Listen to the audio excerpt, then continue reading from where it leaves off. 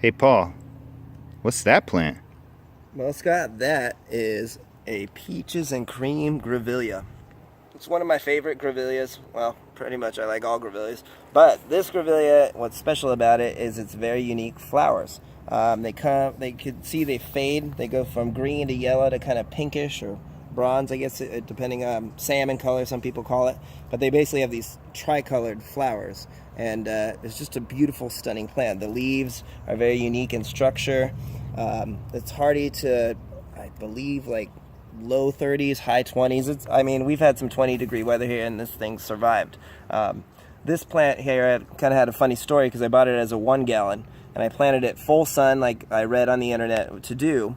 And I planted it with a little bit of wind, and it almost died. So I had to cut it back to about, I don't know, a 3-inch little nub. And it's come back in a few years, and now it's beautiful. So I moved it to this really full part sun. I would say it's much more, it's almost full shade in this area. And it's just bounced back, and it's just doing wonderful right now. It's starting the peak of its bloom in this winter time. It loves to bloom December, January, February for the next 3 months. And almost year-round there's blooms on this, this type of Grevillea. And doing a little bit of research, I read that this plant was actually a spontaneous seedling in Queensland, Australia, between 2 different Grevilleas, Grevillea Banksii, and I can't remember the other one.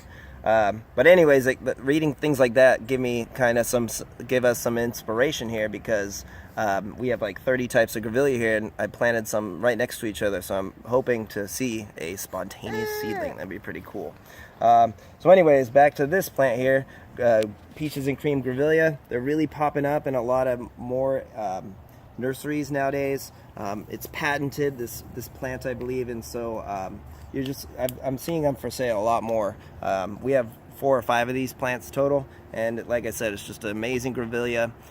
If you live coastal in Southern California, this can definitely take full sun, but if you're inland a little bit, like we are, I highly suggest keeping this plant away from full sun. It just does 100 times better in this type of environment. So give us a like, give us a subscribe, and we'll keep some more great videos about awesome plants to you coming. So have a good day. Bam.